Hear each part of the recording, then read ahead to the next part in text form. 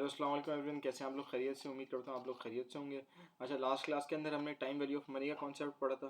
ठीक है, जिसके अंदर से हमें फ्यूचर वैल्यू और प्रेजेंट वैल्यू दोनों चीज़ें मैंने आपको बताई थी किस तरीके से निकालनी है। अगर आपका फ्यूचर वैल्यू गिवन हो तो आपको पीछे आना पड़ता है प्रेजेंट वैल्यू की, आज की टर्म्स में उसकी वैल्यू क्या है। और अगर अगर प्रेजेंट वैल्यू आज की टर्म्स में उसकी वैल्यू है तो आपको ये भी पता है कि फ्यूचर में उसकी मतलब अगले जब उस 2 साल 3 साल 4 साल बाद उसकी क्या वैल्यूज हो सकती है। क्लियर हुई है? इस फॉर्मूले का मैंने आपको दोनों चीज़ें बताई थी। इसके अंदर हमें इंटरेस्ट रेट भी इंकॉर्पोरेट करना होता है, नंबर ऑफ ईयर्स टाइम भी इंकॉर्पोरेट करना होता है। क्लियर हुई है? अच्छा, उसी से related sir time value of money से रिलेटेड मेरे पास एक जून 2017 के सर एक मेरे पास पास पेपर है। इसको सॉल्व करेंगे। इसके अंदर सर क्वेश्चन नंबर 1 है। लेकिन इसको सॉल्व करने से पहले सर मेरे पास एक छोटा सा कॉन्सेप्ट है जो इसके अंदर जो इस टाइम वैल्यू ऑफ मनी के अंदर कॉन्सेप्ट के अंदर अप्लाई हो रहा है, उसको हम थोड़ा सा डिस्कस कर लेते हैं। क्लियर हो गया? अच्छा, देखिए लास्ट क्लास के अंदर हमने पढ़ा था कि टाइम प्रेजेंट वैल्यू के जरिए फ्यूचर वैल्यू भी निकाली जा सकती है अगर हमारे पास इंटरेस्ट और नंबर ऑफ ईयर्स के एलिमेंट शामिल हो। और ये भी है कि हमारे पास फ्यूचर वैल्यू के जरिए प्रेजेंट वैल्यू भी निकाल सकते हैं अगर मेरे पास इंटरेस्ट और नंबर ऑफ ईयर्स का एलिमेंट शामिल हो। क्लियर हो गया? अब मेरे पास है ऑर्डिनरी एन्यूटी। अब एन्यूटी में अब ये नया कॉन्सेप्ट है एन्यूटी। एन्यूटी क्या होती है? एन्यूटी होती है फिक्स पेमेंट इंटरेस्ट पेमेंट, मतलब एक फिक्स पेमेंट जो कि हर साल आप उसको देते रहनी है, एक फिक्स एनुअल पेमेंट। अब फिक्स एनुअल पेमेंट क्या हो सकती है सर? जैसे कि रेंट है, आप एक या तो आप एक मिसाल के तौर पे समझें। क्लियर हो गया? एक बैंक या एक लीजिंग कंपनी आपको एक गाड़ी दे रही है, लोन के ऊपर, लीज के ऊपर गाड़ी दे रही है कि भाई 1 लाख रुपए आप मुझे सालाना उसका जमा कराते रहिए, मतलब मंथली आप 1 लाख रुपए मुझे जमा कराते। जो 1 लाख रुपए मैं मंथली जमा कराऊंगा, मतलब 1 लाख एक महीने में, 1 लाख दूसरे महीने में, फिर अगले के तीसरे महीने जनवरी में 1 लाख रुपए जमा कराऊंगा, फेब में 1 लाख जमा कराऊंगा, फिर मार्च में, ऐसे ही करते करते करते मैं दिसंबर तक जमा कराऊंगा। फिर हो सकता है ये 1 साल की पॉलिसी भी हो सकती है और ये 5 साल की पॉलिसी है, जितनी भी मतलब जो भी पॉलिसीज रेट है वो अलग चीज़ है। लेकिन ये जो फिक्स एनुअल पेमेंट्स होती हैं ये मेरे पास क्या आता है? एन्यूटी। ये एन्यूटी। अब अगर मुझे एक फ्यूचर वैल्यू निकालनी हो या मुझे फ्यूचर वैल्यू के जरिए प्रेजेंट वैल्यू निकालनी हो, अब सिंगल अमाउंट की बात नहीं कर रहा, ये कह रहा है कि सीरीज ऑफ पेमेंट आ रही हो। ये सीरीज ऑफ पेमेंट क्या? हर महीने 12 हज़ार रुपए की प्रेजेंट वैल्यू निकालनी हो। जैसे कि सर फॉर एग्जांपल क्या क्या कहना चाह रहे हैं आप सब? देखें, लास्ट में लास्ट क्लास में आपने क्या चीज़ पढ़ी थी? अच्छा, एक मिनट, थोड़ा मैं इसको फॉर्मेट को सही कर लूँ।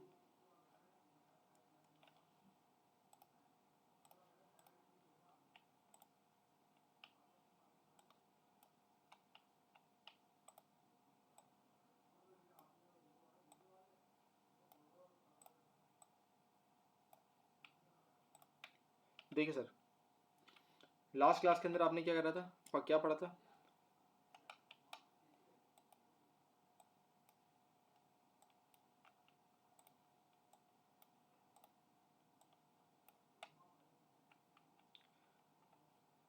अच्छा सर, लास्ट क्लास में आपने क्या पढ़ा था? आपने सिंपली ये पढ़ा था कि मेरे पास एक अमाउंट अ, या तो आपके पास फ्यूचर वैल्यू गिवन होती है पेपर के अंदर, या आपके पास प्रेजेंट वैल्यू गिवन होती है। या तो आपने ये पढ़ा था कि भाई या तो मेरे पास future value is equal to, देखें, अ,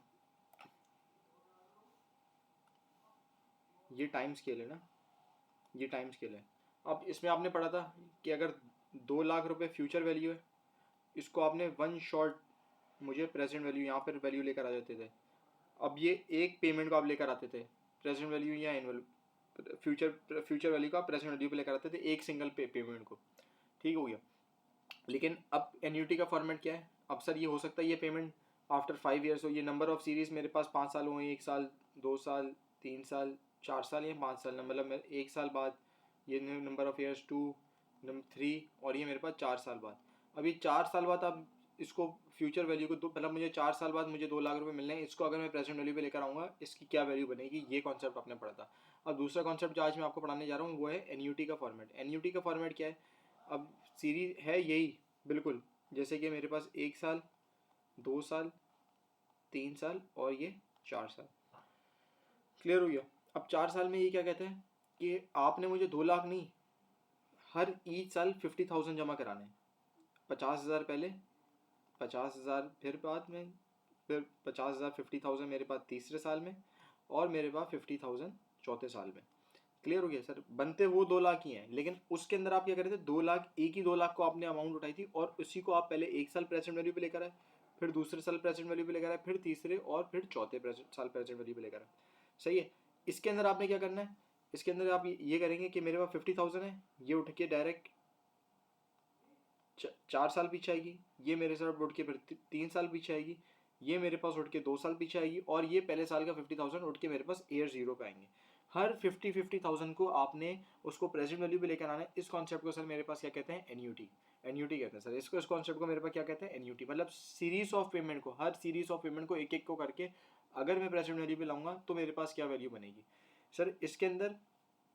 अब देखें, ये तो मैंने आपको 4 साल की नंबर ऑफ टाइम पीरियड बता दिया, लेकिन हो सकता है कि 20-20 साल की होती हूँ, 25 साल की होती हूँ, 50-50 साल की हो सकती हूँ। तो मैं एक एक को करके आऊँगा तो उसके अंदर देखिए मसला ये है कि मेरे पास एरर का भी मसला हो सकता है, दूसरा बहुत टाइम कंज्यूमिंग हो सकता है। इस वजह से इसका एक फार्मूला ड्राइव किया गया है जिसके जरिए मैं प्रेजेंट वैल्यू और फ्यूचर वैल्यू एनयूटी सर इसकी फ्यूचर वैल्यू और प्रेजेंट वैल्यू निकाल सकता हूँ। क्लियर हो गया सर। अच्छा सर, फॉर्मूले को देख लेते हैं। फॉर्मूला क्या है, present value is equals to P. P मेरे पास इंटरेस्ट की पेमेंट की अमाउंट होती है। P is equals to 1 - 1 plus I की पावर एन। ये इधर जो मेरे पास जे रिप्रेजेंट कर रहा है, ये मेरे पास इंटरेस्ट के रेट को रिप्रेजेंट कर रहा है सर। इधर क्या है, जे इज इक्वल्स टू मेरे पास इंटरेस्ट रेट। क्लियर हो गया सर। मेरे पास क्या है, इंटरेस्ट रेट है। जे क्या है मेरे पास सर, इंटरेस्ट रेट है। एन मैंने आपको बताया नहीं, मेरे पास नंबर ऑफ ईयर्स होते हैं। जे मेरे पास इंटरेस्ट रेट है। और ये जो है पी मेरे पास इंस्टॉलमेंट की अमाउंट है, मतलब आप कितनी इंस्टॉलमेंट दे रहे हैं, 50,000, 60,000, 70,000 सर। जैसे मेरे पास नीचे केस है उसके अंदर मैंने 50,000 इंस्टॉलमेंट, तो मेरे पास पी क्या बन जाएगा, तो वो मेरे पास 50,000 बन जाएगा। तो मेरे पास present value is equals to P, मेरे पास इंस्टॉलमेंट की अमाउंट। अगर देखें प्रेजेंट वैल्यू, अगर आगे से पीछे ला रहे हैं तो प्रेजेंट वैल्यू, और उस प्रेजेंट वैल्यू और फ्यूचर वैल्यू के फॉर्मूले में सिर्फ एक डिफरेंस है, सिर्फ ये माइनस का, सिर्फ एक माइनस का डिफरेंस है। 1 - 1 प्लस आई की पावर एन अपॉन आई। और फ्यूचर वैल्यू जब आप निकाल रहे होते हैं तो उसमें आप माइनस नहीं करते, उसमें आप माइनस नहीं करते। देख लीजिएगा, एक ये चीज़ का कॉन्सेप्ट है और एक ये मेरे पास माइनस का फॉर्मेट है। क्लियर हो गया सर। आ जाए सर, इसका पहला एक सवाल है वो सॉल्व करते हैं, जो कि सर मेरे पास जून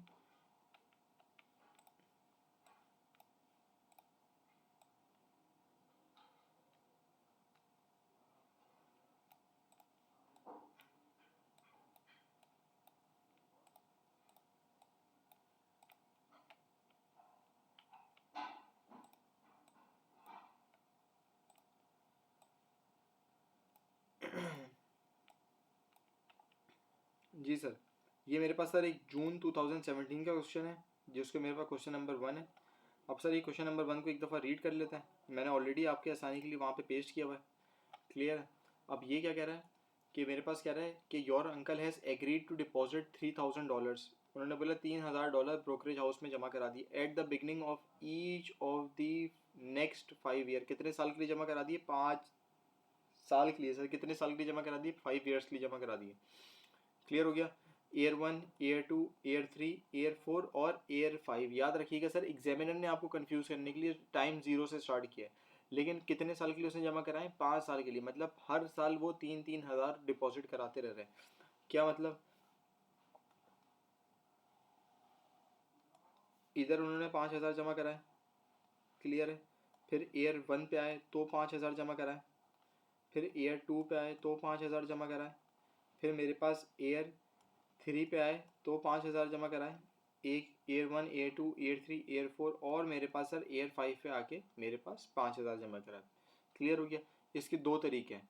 एक तरीका क्या है कि आप 5,000 को प्रेजेंट वैल्यू पे लेकर आएँ, इसको इधर लेकर आएँ प्रेजेंट वैल्यू पे, इसकी भी प्रेजेंट वैल्यू निकालें और इसकी भी प्रेजेंट वैल्यू इंडिविजुअली निकालें। इन सब की प्रेजेंट वैल्यू मतलब ईयर मेरे पास ईयर 1, ईयर 2, ईयर 3 और ईयर 4, मतलब ईयर 4, ईयर 3, ईयर 2, ईयर 1 की प्रेजेंट वैल्यू, इन सब की प्रेजेंट वैल्यू निकालें और उसमें 5,000 ऐड कर दें। क्लियर हो गया। एक फॉर्मेट तो ये है जो आपने पीछे प्रेजेंट वैल्यू का फॉर्मूला अप्लाई किया था कि future value is equal to present value 1 plus I की power N number of years जो आ रहे थे उसके जरिए ना। दूसरा जरिए क्या है कि उसने बोला eight the beginning of each of the next 5 year you estimated that you can earn interest rate. Sir ये देखिएगा, इसने इंटरेस्ट रेट कितना लिखा हुआ है कि इंटरेस्ट रेट में अर्न कर सकता हूँ कि 9% पर ईयर। मैं हर साल 9% इंटरेस्ट अर्न करूँगा। How much will you have in your account in the 4 years, मतलब कितने साल मेरा डिपॉजिट बन जाएगा 4 ईयर में। क्लियर हो गया। Assume no money is withdrawn from your account until 4 years। हर साल इन्होंने डिपॉजिट कराए 3,000 रुपये, ठीक है। At the beginning of each year you estimated it कि मेरे पास 9% interest and how much you have in your account 4 years from now. अब ये क्या करना है कि उसने बोला है कि आज में आपको प्रेजेंट वैल्यू नहीं निकालनी है, या एग्जाम में आप गौर से पढ़िएगा कि एग्जामिनर की रिक्वायरमेंट क्या है। इसने बोला कि इसमें आपको प्रेजेंट वैल्यू निकालनी है, बल्कि इसमें आपको फ्यूचर वैल्यू निकालनी है कि हर साल मैं 5-5 हज़ार जमा कराऊँ तो मेरे पास इसकी फ्यूचर में क्या वैल्यू बन जाएगी। तो इसका फॉर्मूला सर, मेरे पास फ्यूचर वैल्यू का फॉर्मूला क्या है, future value is equals to मेरे पास नंबर ऑफ इंस्टॉलमेंट, मैं इसको सर फिर नीचे ट्रैक कर देता हूँ, सॉरी जी सर। मेरे पास का एक फॉर्मूला है that is future value is equals to number of instalment. मैं नहीं आई, मैं आपको इंटरेस्ट रेट से लिखूंगा, मेरे पास मैं इसको नंबर ऑफ इंस्टॉलमेंट या रेंटल्स आर ही लिख देता हूँ। क्लियर हो गया।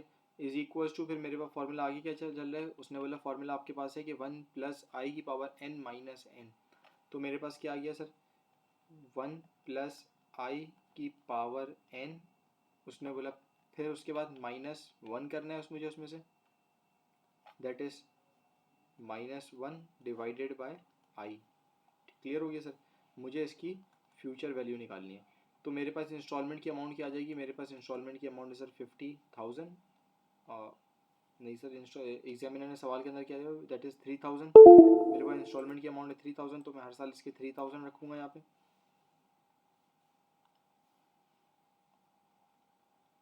3,000। उसके बाद मैंने क्या करना है, उसके अंदर मैंने सिंपली मेरे पास 1 प्लस मेरे पास इंटरेस्ट रेट उसने कितना दिया हुआ है, इंटरेस्ट रेट सर मुझे दिया हुआ है 9%। तो मैंने सिंपली यहाँ पे रखा कि 1+9%, उसकी पावर मेरे पास कितनी आ रही है सर, नंबर ऑफ ईयर्स कितने आ रहा है, 1 साल, 2 साल, 3 साल, 4 साल। इन 4 सालों को आप जब देखें, 1 साल को आप लिया है पहले साल, फिर ये दूसरा साल, ये तीसरा साल और ये चौथा साल, मतलब 4 साल की वैल्यू आप ले आएंगे, उसकी present value future value in पे निकालेंगे, और उसके अंदर जो भी आंसर आएगा उसमें आप सिंपली 5,000 ऐड कर देंगे।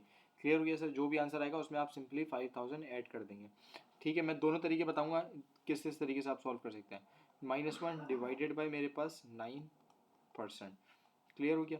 उसके बाद पहले क्या आपने सॉल्व करना है, नंबर ऑफ ईयर्स मेरे पास कितने साल है, नंबर ऑफ ईयर्स मेरे पास 4 है।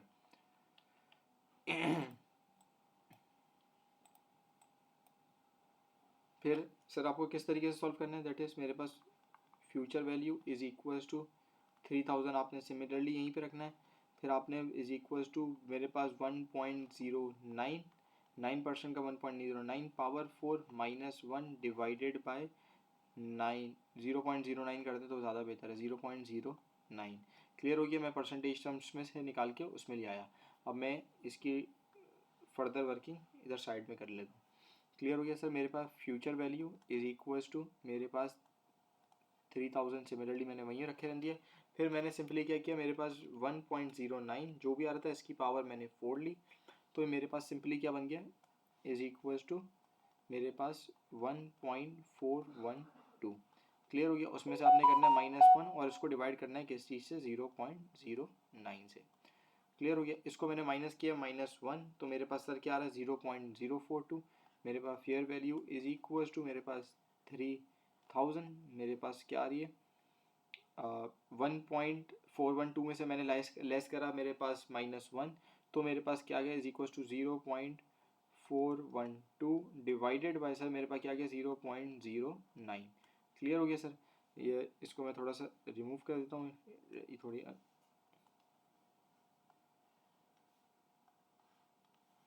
जी सर। अब मेरे पास क्या आ गया, fair value is equals to, पहले आप 0.412 डिवाइडेड बाय 0.09 करेंगे, तो मेरे पास सर सिंपली क्या आ जाएगा आंसर 3,000 मल्टीप्लाई सर मेरे पास क्या आ गया 4.573। क्लियर हो गया। 4.573 किस तरीके से आया, आपने 0.412 को डिवाइड किया 0.09 से, तो मेरे पास क्या आ गया 4.573। अब 4.573 को आप मल्टीप्लाई करेंगे मेरे पास 3,000 से। अब जब मैंने उसको मल्टीप्लाई कराया सर 3,000 से, तो मेरे पास क्या बन गई, इसकी future value is equals to मेरे पास 13,719.387 आ रहा है। इसको राउंड ऑफ करके आप खुद लिख लीजिएगा। ठीक है। अब इसके अंदर किस चीज़ की वैल्यू शामिल है, इसके अंदर ये 5,000 आपने इसको फेयर वैल्यू पे,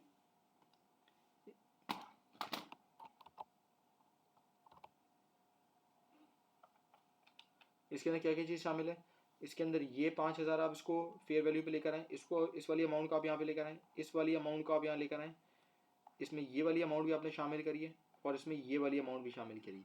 क्लियर हो गया। लेकिन इसके अंदर ये वाली अमाउंट शामिल नहीं है। क्यों शामिल नहीं है, क्योंकि ये तो ऑलरेडी सर ईयर 4 पे 5,000 खड़ी हुई है, तो इसकी तो आपने प्रेजेंट वैल्यू नहीं निकाली, क्योंकि आपने नंबर ऑफ ईयर्स जो रखा है वो 4 रखा है।